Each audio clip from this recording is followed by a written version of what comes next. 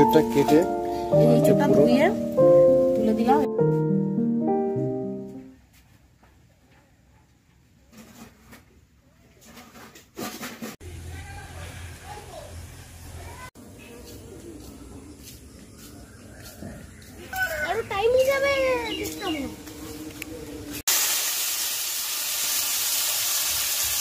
এটা কি দিচ্ছ? উচ্ছে না করলা? ওই সেই করলা। আর আজকের মেন ডিশ সেটা তো তুমি একটু বলো। মেন হচ্ছে আজকের এমনি ভাজাভাজি হচ্ছে করলা ভাজা, চিচিঙ্গা ভাজা, আর মেন ইঁচড় চিংড়ি হবে।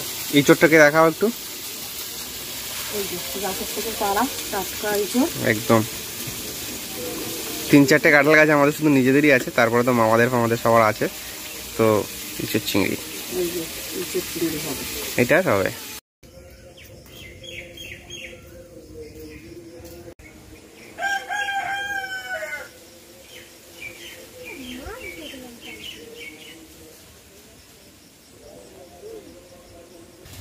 নমস্কার, চলে এলাম আজকে ইঁচড়ের রেসিপি নিয়ে। হ্যাঁ, ইঁচড় দিয়ে কি করবে? ইঁচড় চিংড়ি করবো। ইঁচড় চিংড়ি করবে।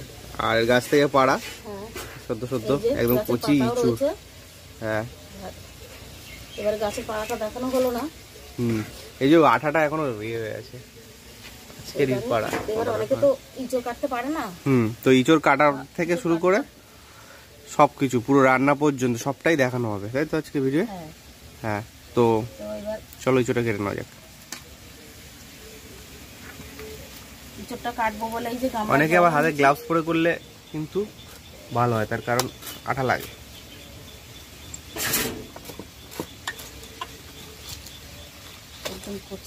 কচি ইঁচড় আর এই যে পুরো আঠা দেখাই যাচ্ছে, এই যে পুরো আঠাটা। আর হাতে যদি গ্লাভস না থাকে একান্ত, তাহলে সর্ষের তেলটা মেখে নিতে হবে। বড়িতেও সর্ষের তেল, আঠাটা পুরো এখন পড়ছে।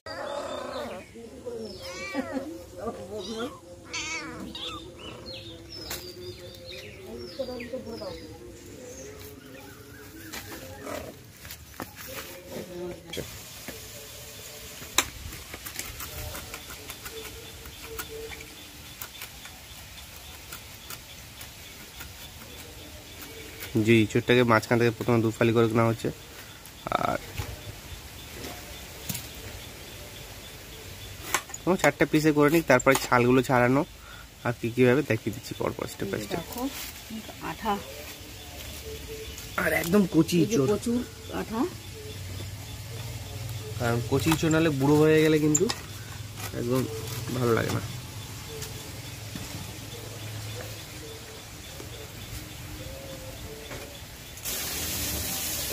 এই যে ইঁচড়টা, এই আঠা, এই আঠাটা ফেলে দিচ্ছি, নাহলে বেশি হাতে জড়িয়ে যাবে। এবারে মাঝখান থেকে কেটে নিলে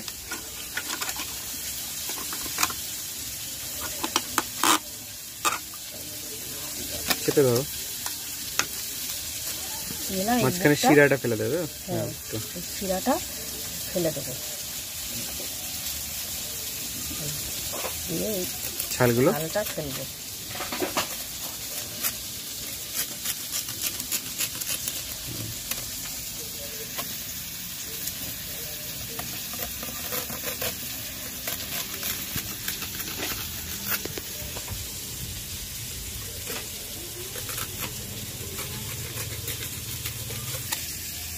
আর এই যে ছালটা ফেলার পরে এই যে পিস পিস করে কিন্তু রেডি হয়ে গেছে।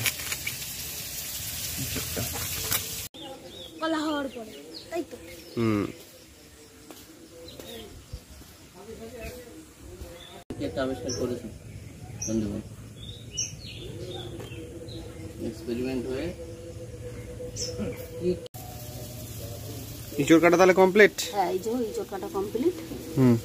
এবারে ওই ভাজাভুজিগুলো হয়ে গেলে ইঁচড়টা রান্নার পুরো প্রসেস দেখানো হবে। আর ইঁচড়ের জন্য কি কি পেঁয়াজ, রসুন, আদা টাদা কি কি নিয়েছো একটু দেখি দাও। অনেক সব এগে রেখেছিলাম। তাহলে এটাও একটা ভাজা হচ্ছে। এটা কি বলে? চিচিঙ্গা ভাজা। চিচিঙ্গা ভাজা, তাই তো? এরপরে পেঁয়াজ রসুন, হ্যাঁ, কাঁচা লঙ্কা আর পাঁচফোড়ন দিয়েছি। দিয়ে এটা ভাজা, এবার লবণ হলুদটা দেবো, দিয়ে ভাজাটা হবে।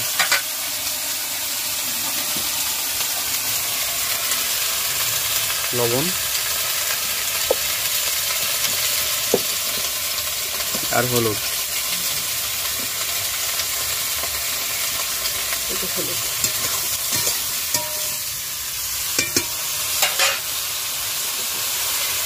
আর ইঁচড়ের জন্য আর পেঁয়াজ আদা রসুন।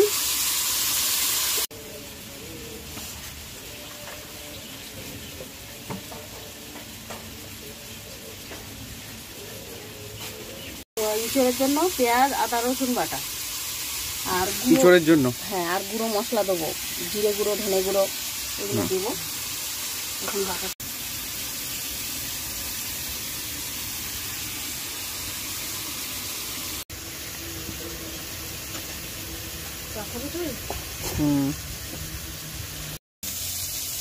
চিচিঙ্গা ভাজাটা হয়ে গেছে, হ্যাঁ। আর এই যে উচ্ছে ভাজা, চিচিঙ্গা ভাজা পাশাপাশি রেখে দিলাম, কারণ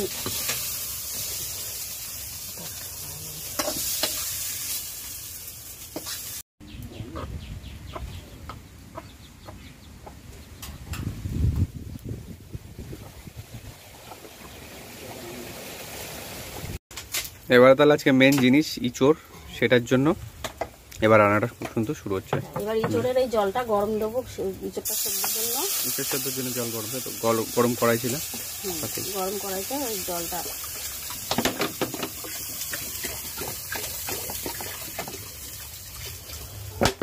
ইঁচড়টাতে ছেড়ে দেবে তো।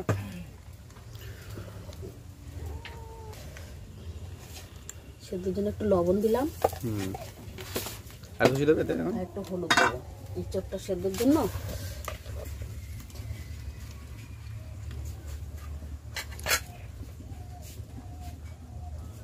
একটু হলুদ দেবো, দিয়ে এঁচড়টা সেদ্ধ করবো। লবণ হলুদ জল দিয়ে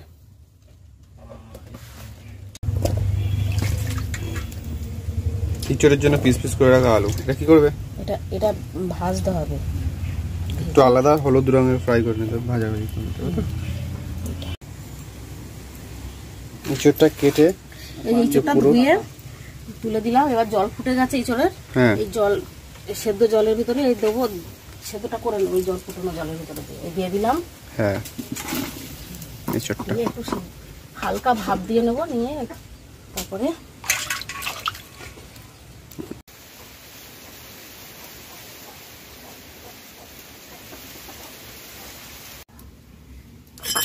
ইঁচড়ের জন্য এই চিংড়িটা কালকে রাতে আনা হয়েছিল, আর এই যে পাশে রেখে দেওয়া হয়েছে। তো আর ওটা কিন্তু প্রায় ফুট চলে এসছে, কষে গেছে আশা করি।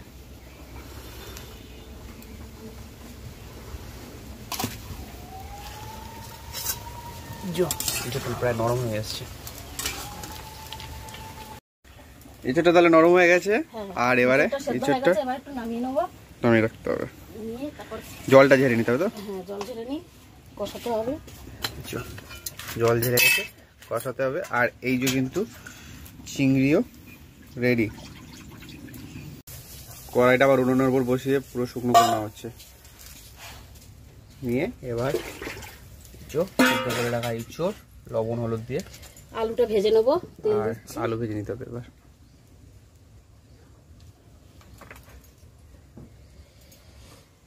তেলটা গরম হলে আলুটা ভেজে নেবো। হয়ে গেছে, এবার আলুটা ভাজার জন্য ছেড়ে দিলাম। তেলটা গরম হয়ে গেছে, আর একটু হলুদ দিয়ে দেবে। আবার হলুদ দিলাম, লবণ দেবে। হ্যাঁ, লবণ দেবো।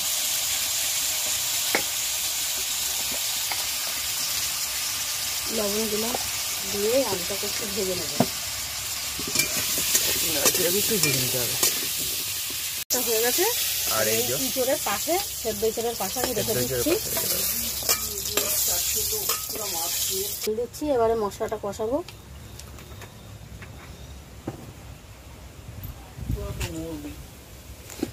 দিচ্ছি। আগে জিরে দিয়ে দিচ্ছি তো। হ্যাঁ,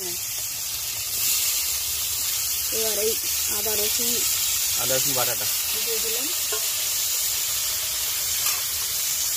নেড়ে চেড়ে নিতে হবে।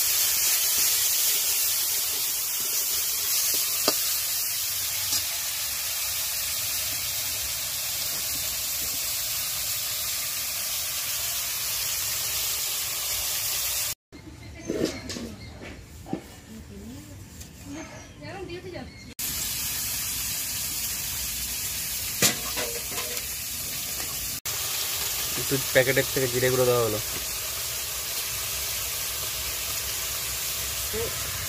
একটু জিরে গুঁড়ো দেওয়া হলো। এবারে হালকা একটু লবণ দিতে, একটু লবণ দেওয়া আছে, তবু আমি হালকা করে একটু লবণ দিচ্ছি। আর হলুদ, হালকা করে হলুদ দিচ্ছি, দিয়ে এটাকে আবার নেড়ে চেড়ে নাও। মশলাটা কষে আসলে তারপরে এই পুরো আলু আর ইঁচড়টাকে ঢেলে দিতে হবে। আর একটু হালকা লঙ্কার গুঁড়ো।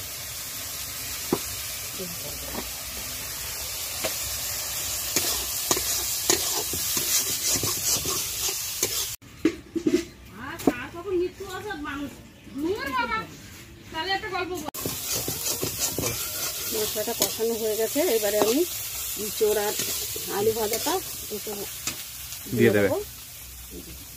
পুরোটা ঢেলে দেওয়া হচ্ছে। আর একটু কষিয়ে নেবো। কষিয়ে নেওয়ার পরে কিন্তু তারপরে আবার একটু করে নেওয়া হবে। কষা হচ্ছে, হ্যাঁ, ঢাকা দিয়ে দিই। ঢাকা দিতে হলো। এবার পুরোটা কষে আসলে কিন্তু তারপরে ওই সেদ্ধ যে জল এটা দিয়ে দেওয়া হবে। আচ্ছা, এটাতে চিংড়ি মাছ আছে, কাঁচা লঙ্কা আর হালকা একটু চিনি দেওয়া আছে কালারের জন্য। ইঁচড়ে দিতে হয়। হ্যাঁ, তাহলে এটা ঢেলে দেওয়া হচ্ছে।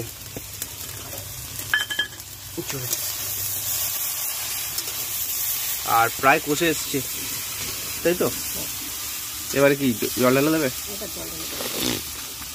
এই যে সেই ইঁচড়ের কষা জলটা, এই যে সেদ্ধ জলটা, হ্যাঁ, এটা আমি দিয়ে দিলাম।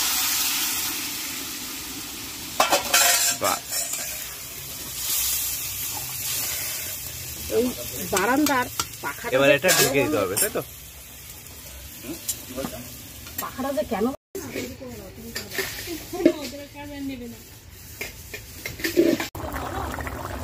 কিছু চিংড়ি পুরো ফুট চলে এসছে, তাহলে প্রায় শেষের পথে। কিছুটা বেশ হয়ে এসছে। গরম মশলা দিয়ে দিলাম। গরম মশলা দিয়ে দিলে তো ব্যাস। তাহলে এই চিংড়ি কমপ্লিট। আর 5 মিনিট থাকবে উনার উপর নাকি? হ্যাঁ, একটু করে। তারপরে কিন্তু এটা হয়ে গেছে অলরেডি। আর এই চিংড়িতে কোনো সময় ঝোল থাকে না, এই জন্য পুরো ঝোলটাকেই মেরে দেওয়া হয়েছে।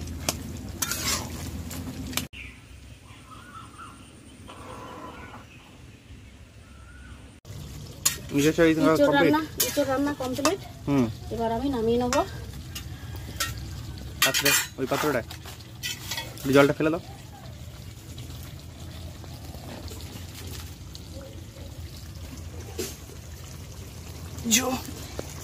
চিংড়ি কমপ্লিট।